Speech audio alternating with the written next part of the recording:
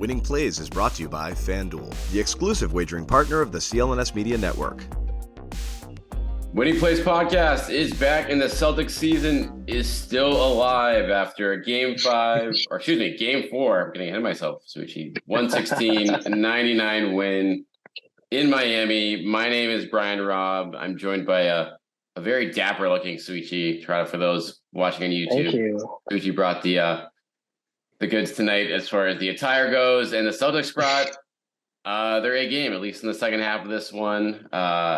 Came back from a 9-point third quarter deficit, led by Jayson Tatum, who scored 25 of his 33 points in the second half. Souichi, we talked 48 hours ago. We're talking now.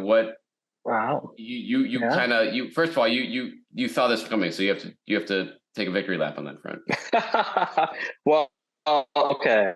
Half a victory lap. I think we both agree that this is going to a game 6, and then they would still lose. I think Celtics are going to take it after game 3. And obviously, I think probably like 10 people listened to that part of the podcast last time, so you will have to go listen back to it. But yeah, I just thought this team now 3-0 in elimination games this year. I'm not saying they're going to go 6-0 and get to the NBA Finals by any means, but it seems that inexplicably every single time you can count them down and out, they always have a response, and that was once again in Game 4 tonight. And B-Rob, I think the thing that people point at is the 3-point shooting, right? And rightfully so. The Heat were making just a ridiculous amount of threes this series, and it kind of finally topped them. Celtics shot 18 for 45, so 40% from 3, and the Heat were 8 for 32, nice 25%, nice round numbers. And what I actually thought was kind of interesting, though, was everyone agreed this was Celtics' best defensive game of the series, but Joe Mazzulla mentioned that even when the threes weren't going down for a stretch, they still defended well. And I thought that went a long way, right? The Heat only scored 46 points in the second half, and Celtics went on an 18-0 run in the third quarter. I just thought it was like, I felt like Jason was a little bit maybe intentional with his words after the game and saying that they were connected. And we talked a lot about the Celtics' disconnectedness after Game 3, and you kind of saw that connectedness this time in Game 4. So I thought that went a long way. Yeah, I think you're right. Like, they forced 16 turnovers in this game, and that was their highest number since like Game 1 or Game 2 of the Hawks series. And those are the games where like, wow, the defense is back. This is what they've kind of been missing all year. And then that type of defense pretty much went away outside of Game 6 and some of Game 7 against Philly. But now for them, they were pretty consistent throughout this game on that front. There were some rough moments for certain players, but by and large, the massive breakdowns, like not getting back in transition, like those mistakes were much more few and far between, and that allowed them to stay afloat as their own turnovers piled up in the first half. And then once they got rid of those, and then it was kind of the tide obviously turned very quickly there in that, 18-0 third quarter run. Yeah, and like you said, it was not a perfect game, especially in that first half. I thought it was not necessarily over at halftime, but I just thought if they don't clean it up, they had 8 turnovers and Jason had half of those at halftime. And they finished with 10. They only had 2 in the second half, and I thought that was big. And in terms of talking about like these game variances, like I have to assume at some point Jaylen is going to just get out of his rut here, just because. Right, and he was better in the second half, and I was actually a little bit impressed. He only had 1 turnover. I was actually a little impressed, B-Rob. I don't have. That's the biggest stat of the game. 1 turnover for Jaylen. I feel like yeah. Only 4 assists, but I thought he did a little bit more playmaking or a little bit more passing than usual. It felt like, especially just because the shot is off and B-Rob, I remember last year, I think it was in Game 7, and that was kind of like it's the first half of Game 7. I want to say Jaylen kind of heard all the criticism basically, but he basically just became a jump shooter in the second half, and he kind of bounced back a little bit. I believe that was Game 7 of the East Finals last year, and so obviously his 3-point shot has abandoned him now. I think he came into Game 4 shooting 10%. He was 1 for 5 today, so technically I guess it went up. But if he can find that shot, obviously Jaylen is a second-team All-NBA guy for a reason. His defense has been very concerning, I thought, once again, it got better. But I just assume eventually it has to get better, B-Rob, just because this has been just a rough stretch for him in one of the brightest stages of this league. Yeah, he's still, I think, 3 of 25 from 3 this series. So yeah, that was definitely encouraging for the Celtics perspective that he, even without that 3-point shot, turned into like a positive net impact player in the second half because they needed that. And I think kind of across the board in this game was a lot of important efforts in that second half. I thought Derek White really brought it from Jump Street in this game, hit his threes early, got after guys defensively, 2 steals, 2 block shots. I think that was someone who kind of set the tone on that end of the floor. And then good old Grant Williams coming back from the mat, from picking himself up after a brutal game 2 and hitting his threes, playing a nice 2-man game with Tatum. And he played 29 minutes, Souichi, which was more than any other big on the Celtics roster right now. And it's come a long way from that game 1 DMP. I mentioned this to you, B-Rob, like every time Grant has played in the playoffs, he has mostly been pretty good and pretty consistent. And I think we're missing one of the biggest plays of the game with Jimmy. I thought that was kind of a cool moment for him to kind of get back after the game 2 and everything. And so I actually asked him a little bit post game in the locker room about just like, because after game 2, right, I thought he got a lot of like, unnecessary hate in the sense of like poking the bear or whatever. Like, I don't know. I just thought, like, you're a competitor, like you should, it doesn't necessarily have to come in the form of trash talk, but like you're a competitor, you are trying to, like compete against this guy in the sense of like, yeah, of course you're going to talk back if he's talking to you too. And so I thought that was like a cool moment for him. But in terms of his play, like, we saw this last year in the playoffs. Like he was a game 7 hero against the Bucks last year, and rightfully so, hitting all those 3-pointers. And he's impressed me, and he's bounced back. And it's this is getting ahead of ourselves. This is not the off season yet, but it is fascinating to see the reception for Grant Williams and how that, based off the game, based off the minute, based off the play, like his free agency valuation just keeps like, steadily climbing or steadily, falling or anything like that. And that's kind of a testament to his inconsistent season overall. But, when the Celtics needed him today, he stepped up and you could tell, team kind of like that energy. They were kind of following that energy a little bit. And I thought that was really needed in an elimination game once again. Yeah, it certainly was. And Al Horford, another bounce back too. And I think it was, at times it was like, and this is it would give Joe Mazzulla a little praise for this, I think, and with how the second half played out, where you're like, oh, why Al only played 13 minutes in that first half and then only played 12 in the second half.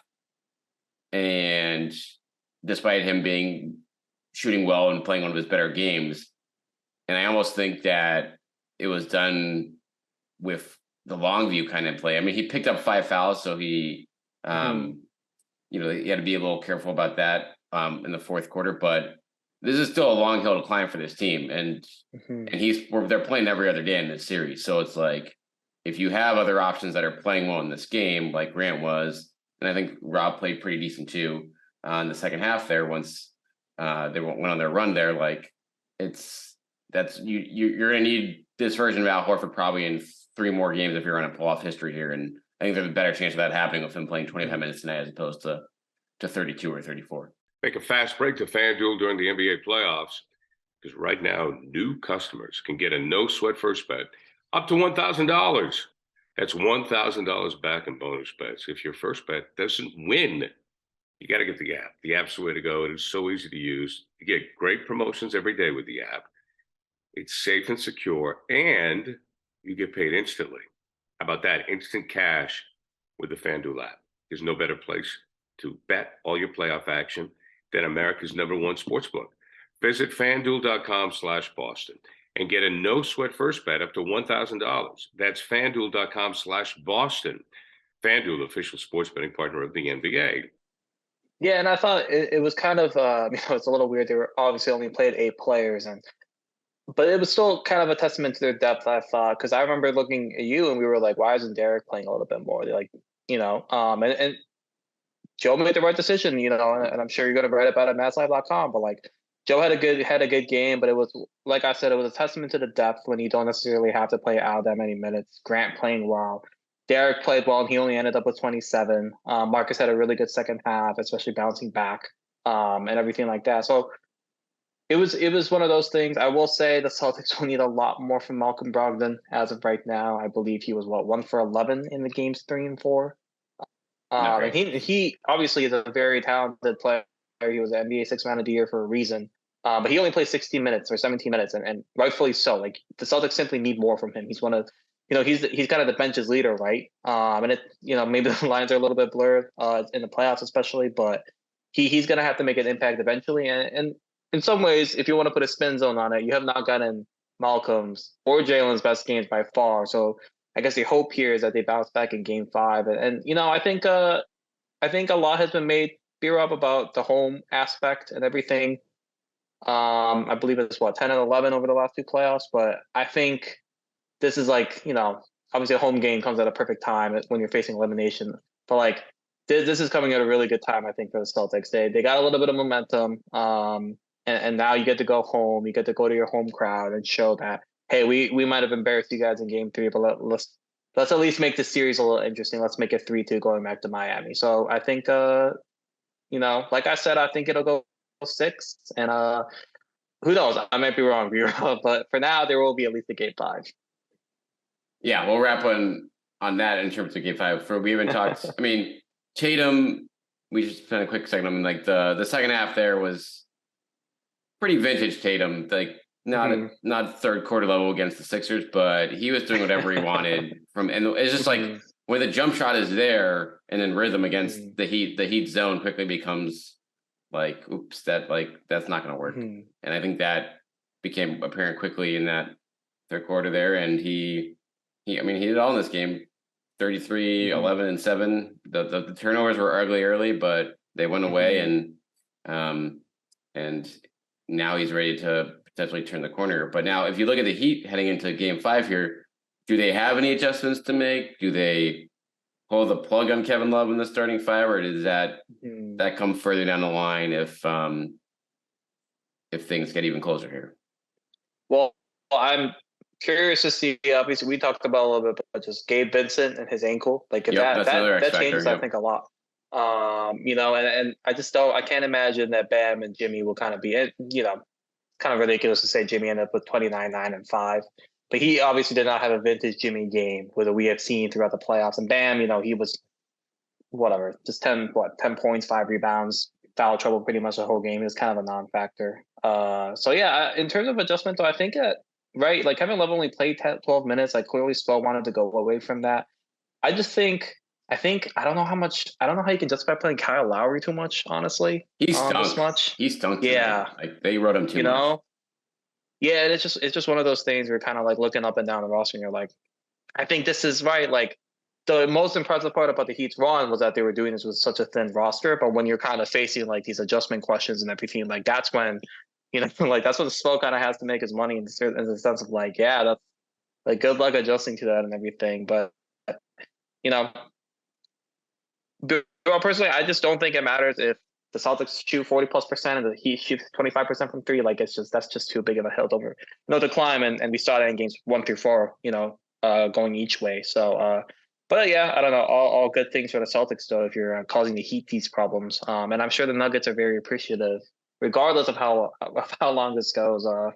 That the Celtics at least still won, and maybe puts a little bit extra miles on not a very young roster for this Heat squad.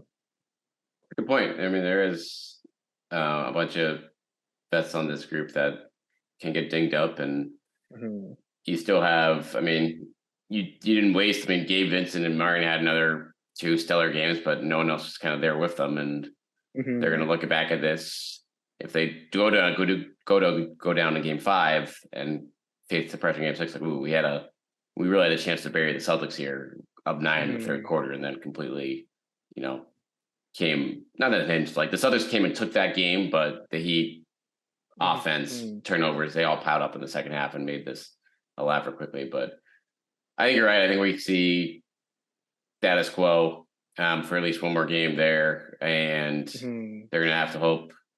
Duncan Robinson over for Max Strus 1 for 5. Like for the This was Heat bound to to win this happen, series, though. they need there. It was due to happen, but like the Heat needs one of those guys going offensively for them to finish off this series, and that did not happen in Game 4. And back at home, your role players can shoot pretty well. For the Celtics, we'll see if they have enough juice. But credit to the Celtics, man. Like they could have folded.